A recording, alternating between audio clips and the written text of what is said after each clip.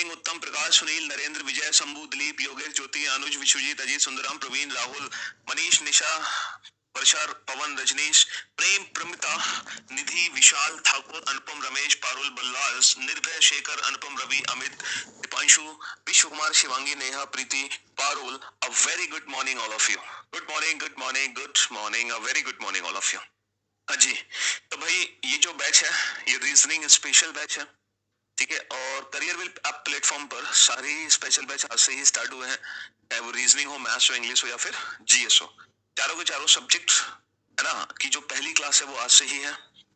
Good morning, love you all, ठीक है।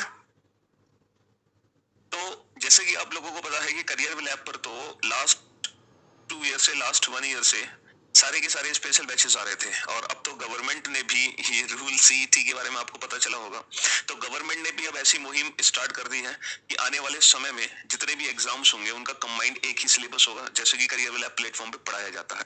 जो स्पेशल बैचेस लाते हैं हम, उन स्पेशल बैचेस का मीनिंग ही यही होता है कि आप कोई भी अगर एग्जाम, किसी भी एग्जाम की अगर आप लोग प्रिपरेशन कर रहे हैं, चाहे कोई भी गवर्नमेंट जॉब का एग्जाम हो, हम हर एग्जाम की प्रिपरेशन कराते हैं। अगर आपने कोई भी बैच ज्वाइन किया है करियर विल ऐप प्लेटफॉर्म पर, चाहे वो मैथ्स स्पेशल हो, इंग्लिश स्पेशल हो, जीएस स्पेशल हो, ठीक है, या फिर रीजनिंग स्पेशल हो, अगर आप किसी भी बैच को ज्वाइन करते हो तो वो हर कॉम्पिटिटिव एग्जाम्स के लिए बेनिफिट होता है, हर कॉम्पिटिटिव एग्जाम्स के लिए, चाहे आप कोई भी कॉम्पिटिटिव एग्जाम क्यों ना दो, ठीक है। मैं इंडिविजुअल एग्जाम्स का बारे में आपको डेली डिस्कस नहीं करूंगा। आप कहोगे सर क्या ये सीपीओ में आएगा, क्या ये एलडीसी में आएगा, तो मैं आपको बताना चाहूंगा कि अगर अभी हम प्रेजेंट सिनेरियो के हिसाब से सिलेबस को डिवाइड करें, रीजनिंग के सिलेबस को, तो रीजनिंग का सिलेबस 2 पार्ट में डिवाइड होता है, ठीक है। एक बैंकिंग एग्जाम्स, दूसरा नॉन बैंकिंग एग्जाम्स। अब आप कहोगे सर नॉन बैंकिंग एग्जाम्स में क्या है, तो बेटा नॉन बैंकिंग एग्जाम्स के अंदर ना सारे एग्जाम्स इंक्लूड किए जाते हैं, सारे के सारे, चाहे वो एसएससी से रिलेटेड हो, चाहे वो स्टेट लेवल एग्जाम हो, चाहे वो सेंट्रल के एग्जाम हो, ठीक है। जैसे SSC, CGL, CHSL, LDC, railway, Delhi police, Haryana police, UPSI, ठीक है, और आरपीएफ, मतलब जितने भी एग्जाम्स आपके दिमाग में आते हैं वो सब नॉन बैंकिंग एग्जाम्स है। तो उनका अगर हम सिलेबस की बात करें तो बेटा उनका कंप्लीट सिलेबस है रीजनिंग का। रीजनिंग का कोई भी ऐसा टॉपिक नहीं है जो आपके सिलेबस में ना हो, except one topic, that is machine input output, ठीक है। एसएससी सीजीएल में कभी भी मशीन इनपुट आउटपुट के क्वेश्चन नहीं पूछे जाते, ना किसी यूपीएससी का जो सीसेट पेपर होता है उसमें भी नहीं आते, तो अभी तक मशीन इनपुट आउटपुट वहां पे नहीं आता, ठीक है। वो सिर्फ और सिर्फ बैंकिंग में आता है। लेकिन जो बैंकिंग का सिलेबस है, अगर हम बैंकिंग के सिलेबस की बात करें तो बैंकिंग में बेटा टॉपिक्स है 19 टॉपिक्स रीजनिंग के, और बाकी एग्जाम्स में जो रीजनिंग के टॉपिक है वो है टोटल 47। सिलेबस की एक वीडियो मैंने अपलोड की थी जो किसी और बैच की वीडियो थी, लेकिन सिलेबस तो हर बैच में सेम होगा। अगर उस बैच का सिलेबस वही था तो आपके बैच का भी सिलेबस यही होगा, ठीक है। तो एक सिलेबस की वीडियो मैंने अपलोड की हुई है, आप उस सिलेबस की वीडियो को जरूर देख लें। अच्छा, जो डेमो 2 क्लासेस पड़ी हुई है आपके बैच में, वो दोनों ही क्लासेस डिलीट हो जाएंगी क्योंकि वो बहुत पुरानी क्लासेस है, ठीक है। व्हेन आई वाज यंग तो वो बहुत पुरानी क्लासेस है, वो वीडियोस डिलीट हो जाएंगी। कहने का मतलब ये है कि वो टॉपिक्स आप लोगों को फिर से पढ़ाया जाएगा, ठीक है, लाइव क्लास के अंदर। वो रिकॉर्डेड वीडियोस हैं, वो डिलीट कर दी जाएंगी दोनों की दोनों। वो जस्ट फॉर डेमो था कि अगर आप है ना थोड़ा सा देखना चाहते हैं कि किस तरीके से करियर विल ऐप प्लेटफॉर्म पे पढ़ाया जाता है, तो बस उसके लिए था वो। और सिलेबस की वीडियो, सिलेबस की पीडीएफ, वो सब कुछ अपलोड होगा। डेली बेसिस पर हम जो पढ़ाएंगे, जितने भी क्वेश्चंस आपके स्क्रीन पर फ्लैश होंगे वो सारी पीडीएफ आपको मिलेंगी। प्रैक्टिस सेशंस के लिए भी आपको कुछ ना कुछ मटेरियल दिया जाएगा, ठीक है। तो वो सारी चीजें आपको मिलेंगी। तो जो प्रैक्टिस सेट, पीडीएफ, ये कहाँ से मिलेंगे, इनके बारे में हम डिस्कस करेंगे 2-3 दिन बाद, ठीक है। अभी फिलहाल हम कुछ पढ़ना शुरू करते हैं, ठीक है मेरे भाई नहीं, ये अभी जो क्लास चल रही है बेटा,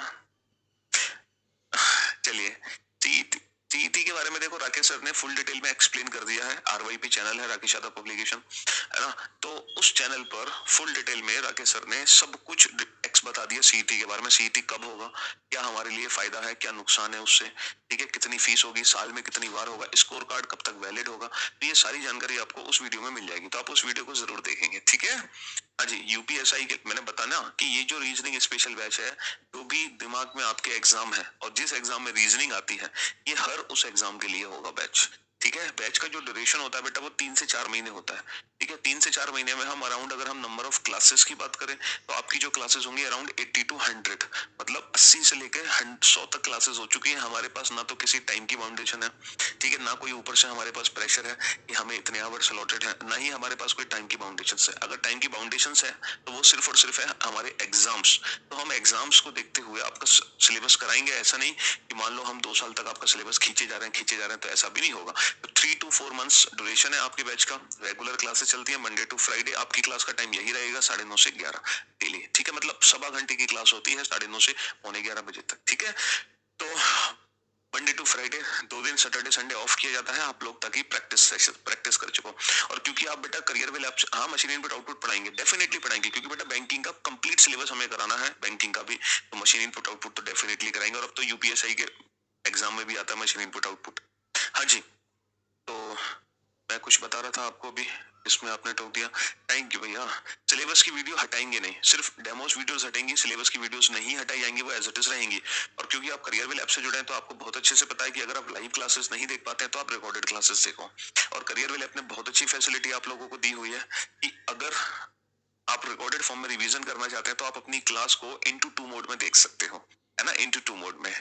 जी हाँ, तो यानी कि अगर आप 1.5 घंटे सवा घंटे की क्लास है तो आप उस क्लास को 40 मिनट 45 मिनट 30 मिनट में खत्म कर सकते हो, ठीक है। हाँ जी, तो आपका रिवीजन भी बहुत बेहतर होगा। कितनी भी बार किसी भी क्लास को देखो उससे कोई फर्क नहीं पड़ेगा। और बाकी बेटा जितने भी आपके माइंड में क्वेश्चंस होंगे धीरे धीरे हम सबके आंसर्स दे देंगे। तो चलिए, तो आज हम पढ़ाना शुरू करते हैं। और रीजनिंग के सिलेबस की वीडियो बेटा आप लोग जरूर देख लेना। आपको पता होना चाहिए कि हम किस एग्जाम में जा रहे हैं और किस एग्जाम में कितने क्वेश्चंस आते हैं किस चैप्टर से। ये बातें आपको पहले से पता होनी चाहिए।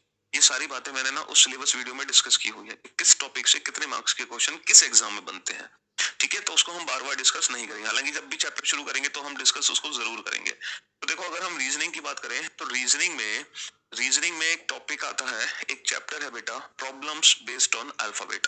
बेसिकली एक नहीं दो चैप्टर है, एक तो है प्रॉब्लम्स बेस्ड ऑन अल्फाबेट, ठीक है। हालांकि जब रीजनिंग बनाई गई थी ना तो इन दो चैप्टर से ही बनाई गई थी, problem based on alphabet, problems based on alphabet, and second is problems based on numbers.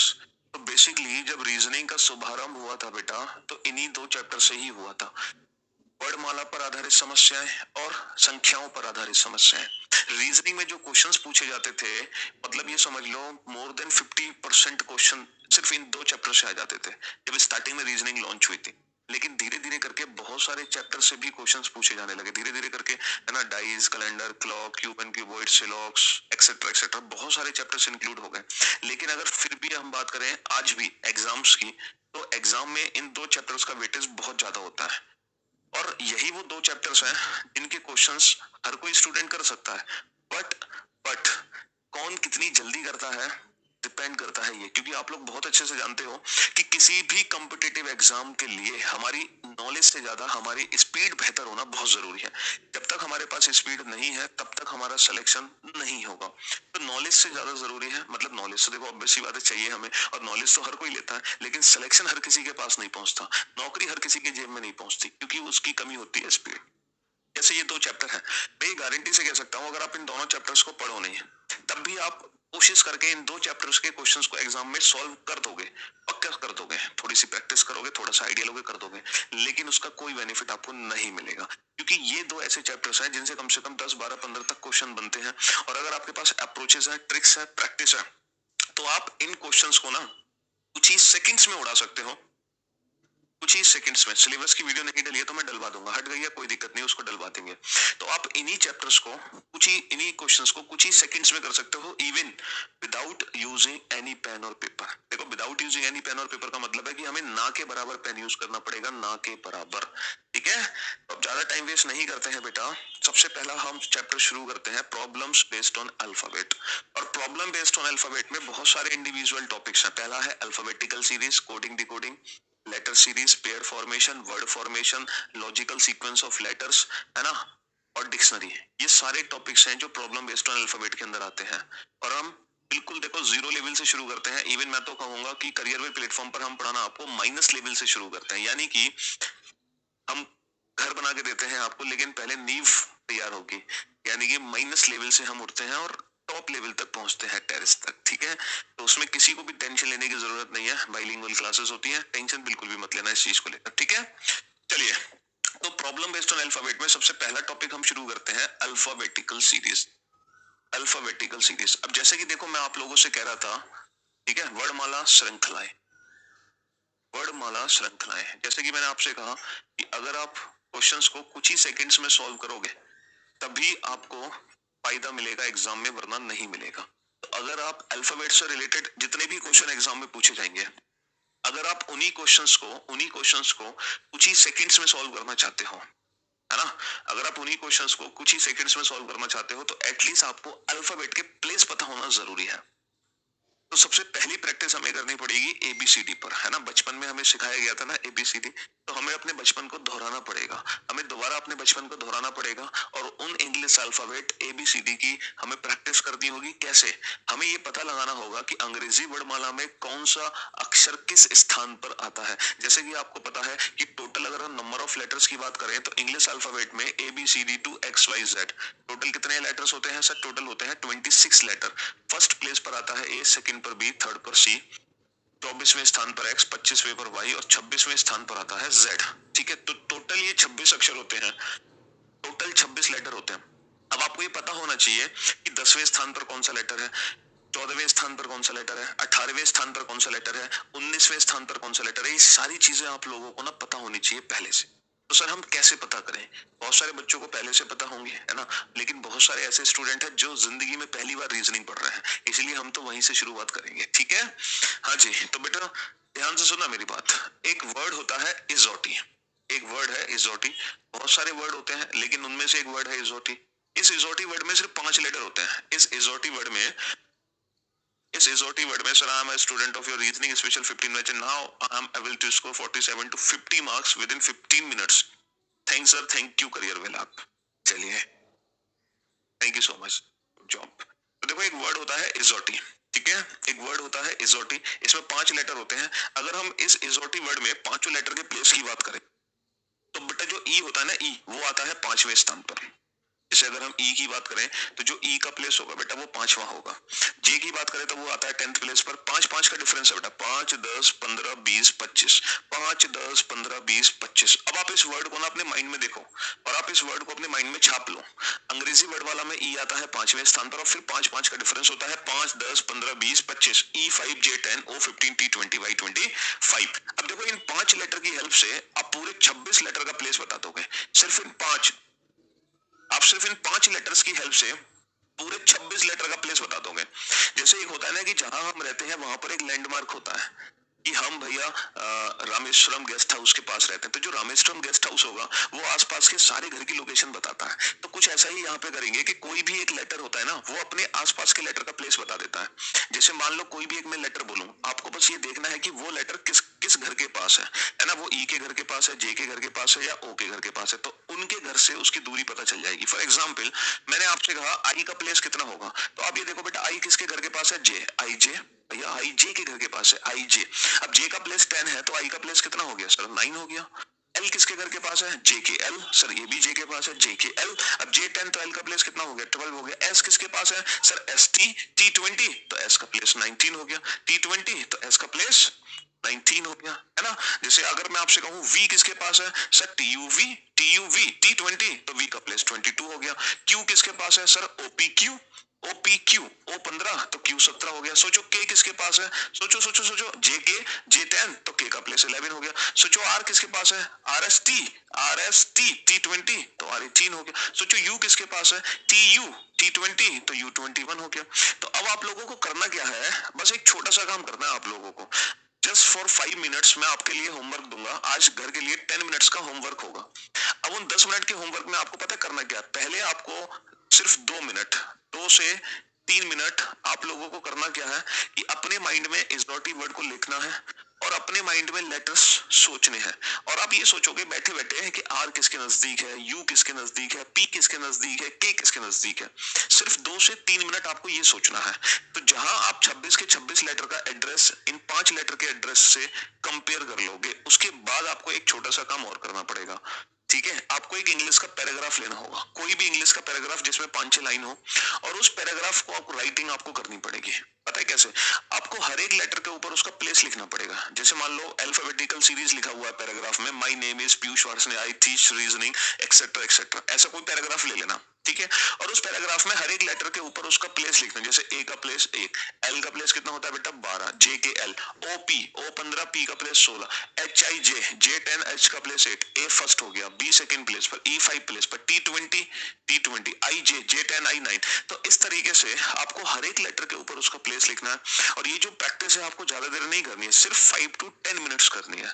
तो ये 5 से 10 मिनट का होमवर्क होगा आज आप लोगों के लिए। एक तो इजोटी वर्ड पे प्रैक्टिस करोगे 2 से 3 मिनट, उसके बाद एक पैराग्राफ राइटिंग करोगे 5 to 10 मिनट्स। और यकीन मानना जितना आप अगर आप कर लेते हो तो रीजनिंग के कम से कम 5, ज्यादा से ज्यादा 10 क्वेश्चंस को आप विदाउट पेन एंड पेपर कर दोगे सॉल्व, और वो भी कुछ ही सेकंड्स के अंदर। तो ये थोड़ी सी प्रैक्टिस आज आप लोग जरूर कर लेना। हालांकि कुछ ऐसे लेटर्स होते हैं जिनके प्लेस उनके अंदर ही छुपे हैं, अगर उन लेटर्स को हम ध्यान से देखें। जैसे बेटा आई क्या शेप देता है हमें, आई किसकी शेप देता है, आई सर आई तो 9 की शेप देता है, तो आई का प्लेस 9 होता है। जैसे जी के अंदर क्या हिडन होता है बेटा, जी के अंदर जी 7, तो जी का प्लेस 7 होता है।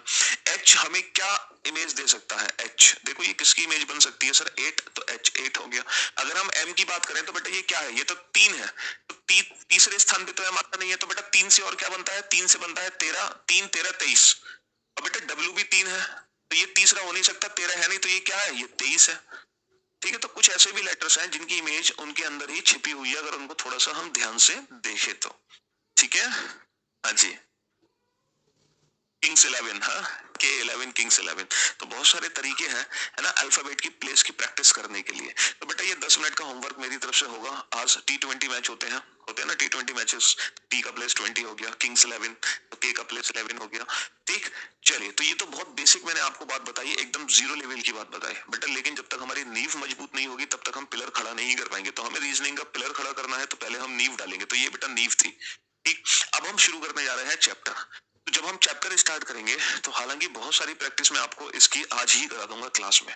ठीक है, तो अल्फाबेटिकल सीरीज में बेसिकली क्वेश्चन किस तरीके से एग्जाम में पूछे जाते हैं, अगर हम बात करें अल्फाबेटिकल सीरीज की, तो देखो अल्फाबेटिकल सीरीज में हमें बहुत सारी सीरीज पढ़नी है, सिर्फ ABCD to XYZ ही नहीं पढ़नी। अगर मैं बात करूं कौन कौन सी सीरीज हमें इस चैप्टर के अंदर पढ़नी है, तो पहली सीरीज तो हमें बेटा जो हम बचपन से हमें पढ़ते आए हैं, जो हमें बचपन से सिखाई गई है, वो पढ़ेंगे A to Z। सेकंड, अब थोड़ा सा अगर हम एडवांस फॉर्म में बढ़ते हैं तो हम उल्टा भी इस सीरीज से रिलेटेड क्वेश्चन पूछ सकते हैं, यानी कि हम इस सीरीज को भी पढ़ेंगे, फर्स्ट सीरीज को भी, सेकंड सीरीज को भी। और अगर हम थोड़ा सा और स्मार्ट बनने की कोशिश करें तो हम इवन सीरीज से रिलेटेड क्वेश्चन पूछ सकते हैं, इवन सीरीज, ये होती है बेटा इवन सीरीज। ठीक है, थर्ड, अगर जब इवन है तो बेटा ऑड सीरीज भी होगी, इसको बोलते हैं हम ऑड सीरीज। इवन ऑड क्यों है ये थोड़ी देर में पता चलेगी। अच्छा, जरूरी नहीं है कि हम नॉर्मल अल्फाबेटिकल सीरीज दें, वो हो सकता है फर्स्ट हाफ को नॉर्मल रखें लेकिन सेकंड हाफ को reverse, A to Z, Z to A, B to A2, और ये रिवर्स वाली, और ये अल्फा न्यूमेरिक सीरीज। सीरीज को पढ़ने का मतलब क्या है, सीरीज को पढ़ने का मतलब है चाहे आपके एग्जाम में किसी भी सीरीज से रिलेटेड क्वेश्चन आ जाए, यकीन करना कि आप अपने क्वेश्चन को without pen and paper solve करोगे, विदाउट पेन एंड पेपर। ना आपको पेन की जरूरत पड़ेगी, ना आपको पेपर की जरूरत पड़ेगी। उस तरीके से हम इस चैप्टर को पढ़ेंगे कि आप अपने क्वेश्चंस को कुछ ही सेकंड्स में सॉल्व कर दो, बस देखते देखते आंसर, देखते देखते आंसर। ठीक है, हाँ जी, और बिल्कुल ऐसा ही होगा। चलिए साहब, तो हम आज की क्लास के सबसे पहले क्वेश्चन पे चलते हैं। सबसे पहला क्वेश्चन आपकी स्क्रीन पर आएगा, आप लोगों को इस क्वेश्चन को सॉल्व नहीं करना है। देखो, अब ये क्वेश्चन मैंने आप लोगों के स्क्रीन पर लाया आपके सामने, इसका मतलब ये है कि आपको इस क्वेश्चन को लिखने की जरूरत नहीं है। ये सारे जो क्वेश्चंस आप लोगों को दिखाए जाएंगे, ये सारे के सारे आपके बैच में अपलोड होंगे PDF में, तो आप घबराने की जरूरत नहीं है, लिखने की जरूरत नहीं है क्वेश्चन को। और पहले क्वेश्चन को तो आपको सॉल्व करने की भी जरूरत नहीं है। ठीक है, सॉल्यूशन की कोई जरूरत नहीं है। पहले मैं आपको बहुत अच्छे से कंसेप्ट समझाऊंगा, फिर आपको अप्रोच बताऊंगा, फिर आपको डायरेक्ट ट्रिक बताऊंगा कि आप विदाउट पेन अपने आंसर दे सको। तो बेसिक से समझते हैं, बिल्कुल जीरो लेवल से। देखो क्वेश्चन हमसे कहना क्या चाह रहा है, which letter is 6th to the right of 10th from the left hand in English alphabetical series। अगर हम बोलते हैं ना इन इंग्लिश अल्फाबेटिकल सीरीज, तो ये काउंटिंग होती है A to Z सीरीज में। अगर हम बोलते हैं इन अल्फाबेटिकल सीरीज, तो हमारी काउंटिंग बेटा इस सीरीज में होगी। अच्छा, मुझे ये बताओ, इस सीरीज में 2 एंड है, 2 छोर, जिसको हम बोलते हैं छोर। तो बेटा ये कौन सा एंड है और ये कौन सा एंड है? तो जो सीरीज होती है ना, सीरीज के जो लेफ्ट और राइट होते हैं, बाएं और दाएं, वो ना हमारे अकॉर्डिंग होते हैं। बेटा जो हमारा राइट होता है वो सीरीज का राइट, जो हमारा लेफ्ट वो सीरीज का लेफ्ट। ये हमारा क्या है, ये हमारा राइट और लेफ्ट तो सबको पता होगा ना, ये हमारा क्या है, राइट। तो सीरीज का ये होता है राइट हैंड। राइट हैंड जिसको हिंदी में कहते हैं हम दाया छोर, दाया छोर। और ये सीरीज का होता है लेफ्ट एंड, और हिंदी में इसको कहते हैं बाया छोर। तो सीरीज में दो एंड होते हैं, एक तो होता है लेफ्ट और एक होता है राइट, एक होता है बाया छोर, एक होता है दाया छोर। ठीक है, अब देखो क्वेश्चन हमसे क्या कह रहा है, क्वेश्चन हमसे कह रहा है 6 to the right of 6 to the right of 10th from the left hand, 10th from the left hand. Hindi में अगर हम पढ़े तो हिंदी में क्वेश्चन हमसे क्या कहना चाह रहा है, बाएं से 10वें के दाएं छठा। हिंदी में कहना चाह रहा है वो बाएं से 10वें के बाएं से 10वें के दाएं छठा। चलिए साहब, पहले तो हम इस क्वेश्चन को हिंदी में समझने की कोशिश करते हैं। बेटा ये बाया है तो हमें चलना है बाएं से 10वां, तो हमें बाएं से 10वां चलना है, यानी कि यहां से 10वां अक्षर पकड़ना है हमें, बाएं से 10वां। तो बाएं से 10वें के दाएं छठा, तो बाएं से 10वें के दाएं छठा। अब इसका दाया हमारा दाया, तो इसके दाएं छठे पर और आ जाओ। तो फाइनली ये हमारे क्वेश्चन का आंसर होगा बाएं से 10वें के दाएं छठा। तो ये हमारे क्वेश्चन का आंसर होगा अकॉर्डिंग टू हिंदी लैंग्वेज। अच्छा, अब हम इंग्लिश लैंग्वेज को समझने की कोशिश करते हैं। 6 to the right, 6 to the right of what? 6 to the right of 10th from the left hand. 6 to the right of what? 10th from the left hand. So first we count 10th from the left hand. Then after 6 to the right. फिर इसके 6 to the right आ जाओ। पहले हमने 10th from the left hand count किया, then after 6 to the right. तो finally answer ये आ गया। तो लैंग्वेज चाहे इंग्लिश हो हिंदी हो, आंसर तो सेम ही आना है। ठीक है, क्योंकि दोनों लैंग्वेज का मीनिंग एकदम सेम है। सर इसका बेसिक लैंग्वेज तो हमें समझ आ गई, बेसिक कंसेप्ट हमें समझ आ गया, लेकिन इस कंसेप्ट का यूज एग्जाम में हम नहीं कर सकते, क्योंकि एग्जाम में हम इस सीरीज को नोट नहीं करेंगे, इतना टाइम नहीं है हमारे पास। अब हम इस क्वेश्चन का आंसर डायरेक्ट देंगे विदाउट पेन एंड पेपर। ध्यान से समझना कैसे। देखो बेटा, जब आपने इस क्वेश्चन को पढ़ा तो पहली पोजीशन आई राइट, दूसरी पोजीशन आई लेफ्ट। तो क्या ये जरूरी है कि एग्जाम में जब भी ऐसा क्वेश्चन आएगा हमेशा पहली पोजीशन राइट होगी, दूसरी पोजीशन लेफ्ट होगी? ये तो जरूरी नहीं है। क्या क्या कॉम्बिनेशन हो सकते हैं, can you tell me? Sir हो सकता है दोनों ही पोजीशन राइट हो सकता है सर दोनों ही पोजीशन लेफ्ट हो सकता है सर लेफ्ट राइट हो सकता है सर राइट लेफ्ट हो। ये चार कॉम्बिनेशन बन सकते हैं। अच्छा, अगर मान लो मैं बात करूं हिंदी में, हिंदी में क्या क्या कॉम्बिनेशन। अभी बेटा आपको कुछ भी नोट नहीं करना, अभी तो सिर्फ आप बोर्ड पर देखते रहो, ध्यान से मुझे सुनते रहो। अभी तक आपको कुछ भी नहीं लिखना था, सिर्फ मुझे सुनना था और देखना था, बस। तो बेटा इंग्लिश में ये चार कॉम्बिनेशन बन सकते हैं। अगर हम बात करें हिंदी में, तो हिंदी में क्या क्या कॉम्बिनेशन बन सकते हैं? सर हो सकता है दोनों ही पोजीशन बाएं हो सकता है दोनों ही पोजीशन बाएं हो सकता है सर दोनों पोजीशन दाएं हो सकता है दोनों पोजीशन दाएं हो सकता है सर पहली पोजीशन बाएं हो और दूसरी पोजीशन दाएं हो, या फिर सर ये हो सकता है पहली पोजीशन दाएं हो और दूसरी पोजीशन बाएं हो। तो हिंदी के हिसाब से ये चार कॉम्बिनेशन हो गए और इंग्लिश के अकॉर्डिंग ये चार कॉम्बिनेशन हो गए।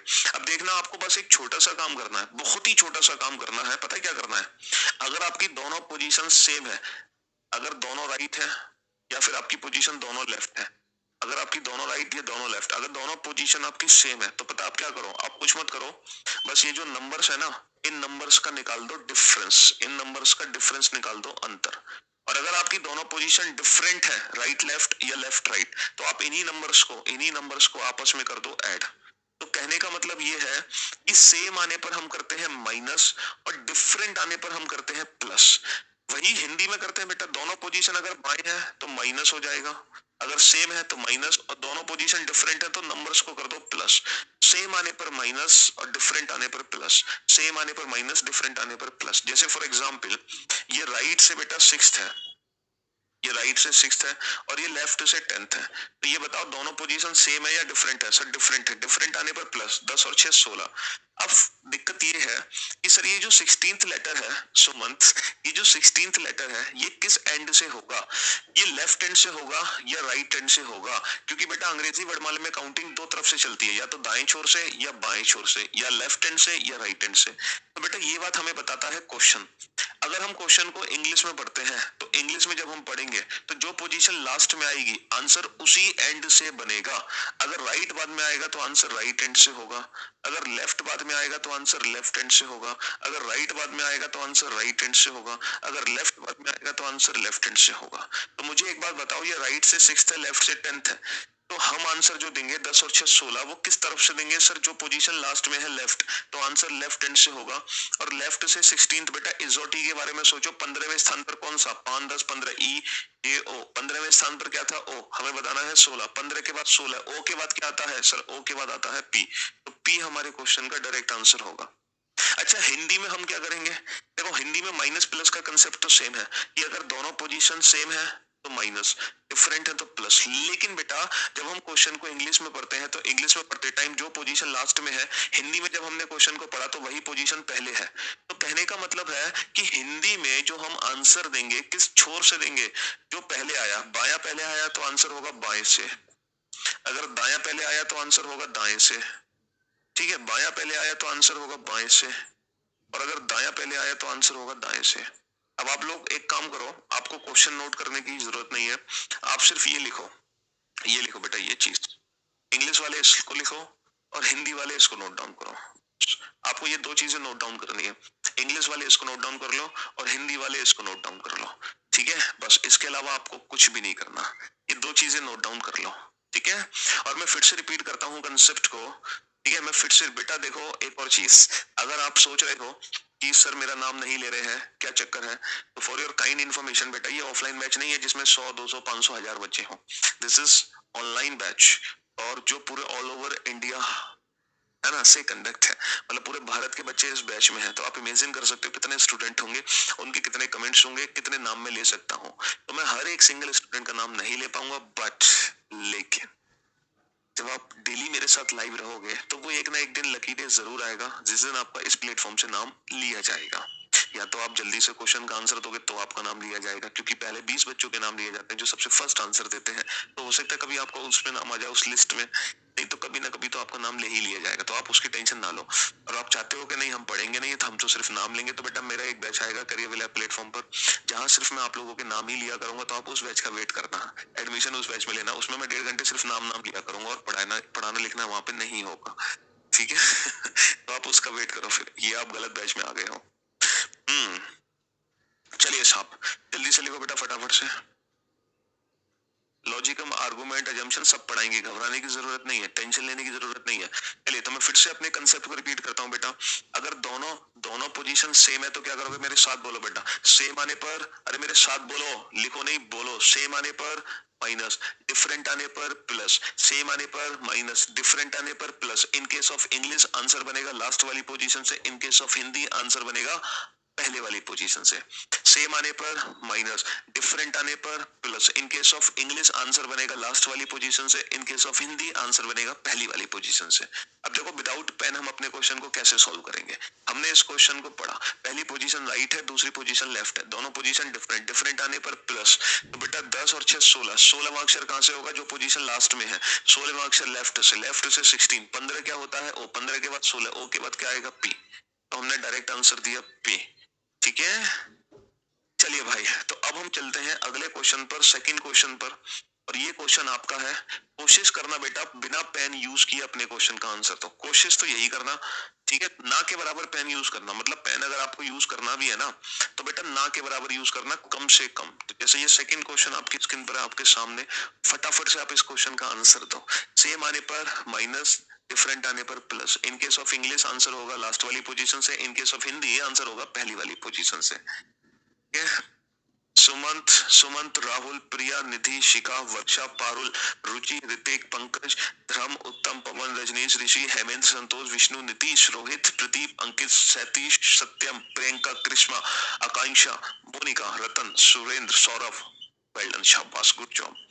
जी अब देखो इस क्वेश्चन को ध्यान से देखो, पहली पोजीशन है बेटा राइट और दूसरी पोजीशन है लेफ्ट, तो पहले तो ये बताओ दोनों पोजीशन डिफरेंट है, डिफरेंट आने पर plus minus, plus minus, sir 9 और 5 प्लस कर देंगे क्योंकि डिफरेंट आने पर प्लस, 9 और 5 होते हैं 14, 14, 9 प्लस 5 14, 14 फ्रॉम विच एंड, जो पोजीशन लास्ट में है लेफ्ट, तो बेसिकली हमें लेफ्ट से 14th लेटर चाहिए।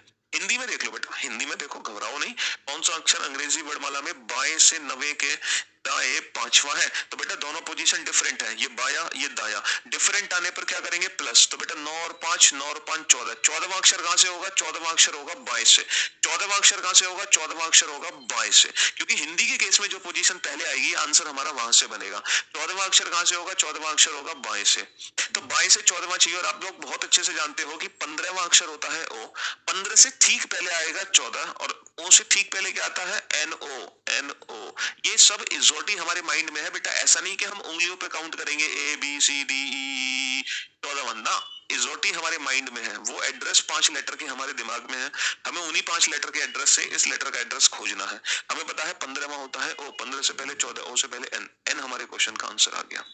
ठीक है, तो लेफ्ट से 14 या बाएं से 14वां, दोनों ही क्वेश्चन का आंसर होगा n। डिफरेंट आने पर प्लस, सिंपल सी बात ये है। चलिए नेक्स्ट थर्ड क्वेश्चन पे चलते हैं। ये कोई भी क्वेश्चन आपको लिखने की जरूरत नहीं है बेटा, ये क्वेश्चन अपलोड हो जाएंगे एज इट इज, ठीक है, इनको नोट नहीं करना है। चलिए अब ये क्वेश्चन आपके सामने है, ध्यान से देखो जरा इस क्वेश्चन को। Which letter is fifth to the left of ninth from the left hand? कौन सा अक्षर अंग्रेजी वर्णमाला में बाएं से नवे के बाएं पांचवा होगा? बाएं से नवे के बाएं पांचवा। अब देखो दोनों ही पोजीशन, देखो इतनी स्पीड इतनी जल्दबाजी ठीक नहीं है बेटा, जल्दी का काम शैतान का। पहले चीजों को समझो, है ना, नाम के चक्कर में इतना जल्दी मत पढ़ो। नाम तो ले लिया जाएगा, आज नहीं तो कल नाम ले लिया जाएगा। कर्म अच्छे होंगे तो, है ना, कर्म अच्छे का मतलब मेहनत अच्छी होगी तो। देखो दोनों पोजीशन सेम है, सेम आने पर क्या आएंगे? माइनस, प्लस नहीं करेंगे। दोनों पोजीशन सेम, सेम आने पर माइनस। और बेटा इंग्लिश में माइनस उल्टा होता है, पहले नीचे वाले से ऊपर। तो 9 माइनस 5, 9 माइनस 5 4। तो fourth from which and? Left hand. तो अकॉर्डिंग टू इंग्लिश लेफ्ट से फोर्थ। हिंदी में भैया बात करें, दोनों पोजीशन सेम, सेम आने पर माइनस। हिंदी में माइनस बेटा सीधा सीधा होता है, पहले 9 में से 5। इंग्लिश में हमेशा उल्टा चलेगा, हिंदी में सीधा होगा। तो बेटा 9 माइनस 5 4। तो यानी कि चौथा अक्षर कहां से? चौथा अक्षर बाएं से। तो बेटा ये आ गया बाएं से चौथा। अब बताओ बेटा चौथा अक्षर कौन सा होता है? ABCD, डी, डी चौथा अक्षर होता है, ठीक है। ई फिफ्थ, ई से पहले डी। तो दोनों पोजीशन सेम है, इसीलिए सेम आने पर माइनस हो रहा है बेटा, प्लस नहीं हो रहा। कुछ बच्चों ने प्लस कर दिया हर बार की तरह। बेटा डिफरेंट जब पोजीशन होती है तो प्लस करते हैं, वैसे नहीं करते हैं। चलिए नेक्स्ट फोर्थ क्वेश्चन पे आ जाओ। कौन सा अक्षर बाएं से 17वें के बाएं 7वां होगा? ठीक है, which letter is seventh to the left of 17th from the left hand? दोनों पोजीशन सेम, सेम सेम आने पर Deepak, Yogesh, Sumit, Sukhram, Parul, Shivendra, Anshuka, Rahul, Saurabh, Preeti, Nidhi, Shikha, Varsha, Neha, Priyanka, Akanksha, Yashi, Pawan, Rajneesh, Ajay, Shivansh, Shivendra, Chintu, Jagdish, Kalpana, Krishna, Ved. Very good job, शाबाश, वेल डन। हाँ जी, तो देखो बेटा दोनों position same, same same same आने पर minus, minus 17 minus 7, 17 minus 7, 10th, 10th from which and? Last में पोजीशन है लेफ्ट हैंड, ठीक है। दोनों पोजीशन सेम, सेम आने पर माइनस 17 माइनस 7 10। 10वां अक्षर कहां से? 10वां अक्षर कहां से? 10वां अक्षर बाएं से। अब बाएं से 10वां अक्षर कौन सा होता है आपको पता है? इज और टी। जे तो 10वें स्थान पर आता है, तो आंसर हो गया जे। जे तो 10th प्लेस पर आता है, जे तो 10th प्लेस पर आता है, आंसर हो गया जे। ठीक है मेरे भाई, चलिए नेक्स्ट नेक्स्ट नेक्स्ट क्वेश्चन पे आओ फटाफट से, 5वें क्वेश्चन पे। यस, तो बेटा इजोटी की भी प्रैक्टिस आज ही कर लेंगे हम क्लास में। जो इजोटी की प्रैक्टिस है ना, उसकी भी प्रैक्टिस हम आज ही कर लेंगे क्लास में। हालांकि 10 मिनट आपको प्रैक्टिस घर पे भी करनी है, ठीक है। सोच समझ के आंसर देना बेटा, कोई भी ओ आंसर नहीं देगा, कोई भी ओ आंसर नहीं देगा, ठीक है। कोई भी के आंसर नहीं देगा, कोई भी के आंसर नहीं देगा। ना तो ओ आंसर देना है, ना ही के आंसर देना है, ठीक है मेरे भाई। हाँ जी, अब देखो इस क्वेश्चन में क्या चेंज है, थोड़ा सा चेंज हुआ है इस क्वेश्चन में। जैसे अगर हम इस क्वेश्चन को पढ़े, which letter is fifth to the left of 10th from the right hand in English alphabetical series? ये क्वेश्चन बेटा इन इंग्लिश अल्फाबेटिकल सीरीज के हैं, ठीक है मेरे भाई। तो दोनों पोजीशन डिफरेंट है, डिफरेंट आने पर क्या करते हैं? प्लस। तो बेटा 10 और 5 कितना होगा? 10 और 5 15। ये 15वां अक्षर कहां से है सर? जो इंग्लिश में लास्ट में पोजीशन काउंट हुई है, तो बेटा 10 plus 5 15, and 15th from right hand. अगर हम हिंदी में इस क्वेश्चन को पढ़े तो पहली पोजीशन दाएं है और दूसरी पोजीशन बाएं है। बेटा दोनों पोजीशन डिफरेंट, डिफरेंट आने पर प्लस। तो बेटा 10 और 5 15, 15वां अक्षर कहां से? जो पोजीशन पहले है। यानी कि इस बार जो हमें काउंटिंग करनी है ना बेटा, वो दाएं से करनी है, दाएं से। अभी तक क्या होता था कि अभी तक हम काउंटिंग करते थे वो बाएं से से, लेकिन अब काउंटिंग हमें करनी है दाएं से, यानी कि पीछे से, यानी कि राइट हैंड से। अब काउंटिंग हमें यहां से करनी है। तो ये जो 15th लेटर है ना बेटा, ये लेफ्ट से 15th नहीं है। अगर ये लेफ्ट से 15 होता तो डेफिनेटली ओ आंसर होता, बट ये 15th लेटर है हमारा राइट हैंड से, दाईं ओर से, पीछे से, आगे से नहीं पीछे से। तो ये 15th लेटर हमें पीछे से काउंट करना है। अब सर आपने जो हमें प्रैक्टिस कराई है अंग्रेजी वर्णमाला की, कि 15वां अक्षर ओ है, 10वां जे है ना, एम 13वां है, आई 9वां अक्षर है। ये जो प्रैक्टिस हमने की है ना, ये प्रैक्टिस की है हमने आगे से, लेफ्ट हैंड से। हमने राइट हैंड से प्रैक्टिस नहीं की है। तो तो मेरे भाई अंग्रेजी वर्णमाला में जो अक्षर दाएं से 15वें स्थान पर होगा वही अक्षर बाएं से भी तो किसी ना किसी स्थान पर होगा, यानी कि जिसकी राइट हैंड से दूरी दे रखी है उसकी लेफ्ट हैंड से भी तो दूरी होगी कुछ ना कुछ। अब ये दूरी हम कैसे पता करते हैं? तो बेटा टोटल कितने लेटर होते हैं? 26। और हमेशा याद रखना जब भी हम राइट वाली पोजीशन को लेफ्ट में बदलेंगे या लेफ्ट वाली पोजीशन को राइट में बदलेंगे तो हम कभी भी टोटल में से नहीं घटाते हैं, हमेशा टोटल प्लस 1 में से माइनस करते हैं एक ज्यादा में से। ये बात तब आप समझोगे अच्छे से जब आप रैंकिंग पढ़ोगे, रैंकिंग टॉपिक पढ़ोगे ना, तो वहां पर आपको ये बात बहुत अच्छे से समझ आएगी। तो अब हम 26 में से नहीं घटाएंगे, 27 में से घटाएंगे। तो बेटा हमेशा हम घटाएंगे 27। 27 माइनस 15 कितना होता है? 27 माइनस 15 12। तो जो पीछे से 15 है वो आगे से 12वें स्थान पर है। और लेफ्ट से 12th क्या होता है? 10th होता है जे। 10 11 12 जे के एल। तो हमारे क्वेश्चन का फाइनल आंसर आ जाएगा बेटा एल, ना कि ओ, ना कि के। तो बेटा 26 में से नहीं 27 में से घटाना है। हमेशा एक ज्यादा में से घटाते हैं पोजीशन इंटरचेंज करने के लिए, हमेशा एक ज्यादा में से। थोड़ा सा प्रैक्टिकली समझना है आपको एक ज्यादा में से क्यों घटाते हैं। जैसे A B C D E F G, ये टोटल कितने अक्षर है सर? ये टोटल 7 अक्षर है। 1 2 3 4 5 6 7, टोटल 7 अक्षर है। अब ये जो सी है ये काउंट करो, ये बेटा पीछे से किस स्थान पर है? सर ये पीछे से 1 2 3 4 5वें स्थान पर है। अगर इसी सी की पोजीशन मुझे आगे से पता करनी है तो बेटा टोटल है 7 अक्षर, तो मैं कभी भी 7 में से 5 को नहीं घटाऊंगा, मैं हमेशा एक ज्यादा में से घटाऊंगा, यानी कि 8 में से।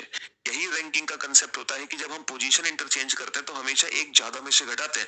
तो हम 8 में से 5 माइनस करेंगे, 8 माइनस 5 3। तो बेटा सी देखो, सी तीसरे स्थान पर होगा, पहले दूसरे तीसरे। तो सी किस स्थान पर है? तीसरे स्थान पर।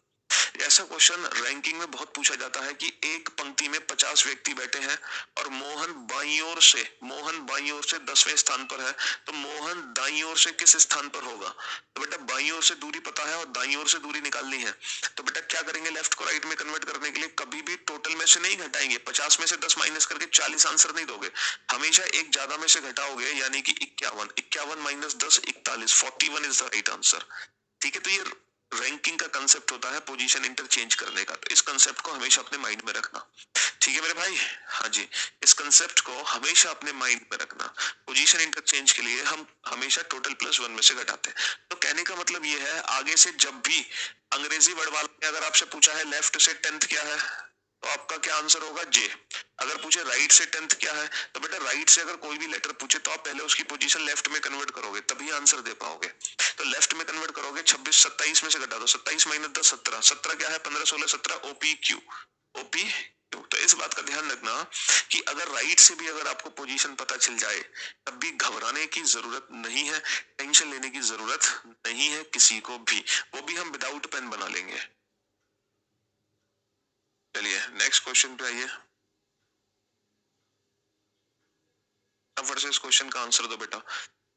10th to the left of 7th from the right hand, कौन सा अक्षर दाएं से 7वें के बाएं 10वां होगा? अब देखो दोनों पोजीशन डिफरेंट है बेटा, दोनों पोजीशन क्या है?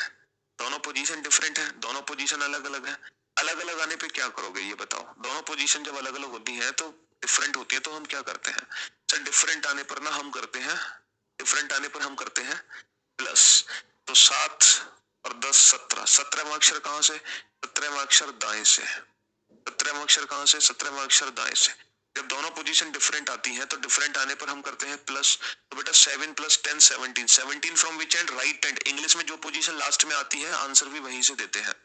अब बेटा अगर ये लेफ्ट से 17th होता तो ओपी क्यू, क्यू आंसर होता, लेकिन ये पोजीशन लेफ्ट से नहीं राइट से है, तो हम क्या करेंगे? राइट की पोजीशन को लेफ्ट में कन्वर्ट कर देंगे। टोटल 26 अक्षर होंगे तो हम कितने में से घटा देंगे? कितने में से? 27 में से। तो बेटा 27 माइनस 17 कितना होगा? 10। और 10वां अक्षर क्या होता है? J. 10th is J, 10th is J. देखो ये तो हमेशा अपने माइंड में रखना कि अगर ये दोनों सेम है तो सेम आने पर माइनस, और अगर ये दोनों डिफरेंट है तो डिफरेंट आने पर प्लस। हिंदी के केस में आंसर आगे वाले स्थान से बनता है, इंग्लिश के केस में आंसर पीछे वाले स्थान से बनता है। ठीक है, माइनस प्लस का कंसेप्ट तो एकदम सेम है।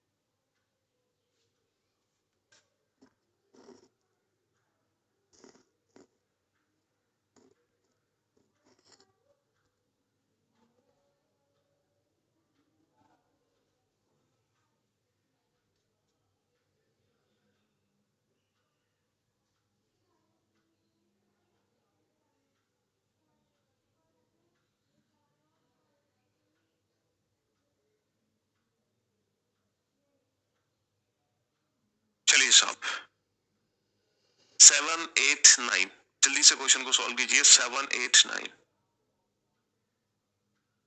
Thank you so much all of you, I love you all, thank you so much. Question number 7, question number 8 and question number 9।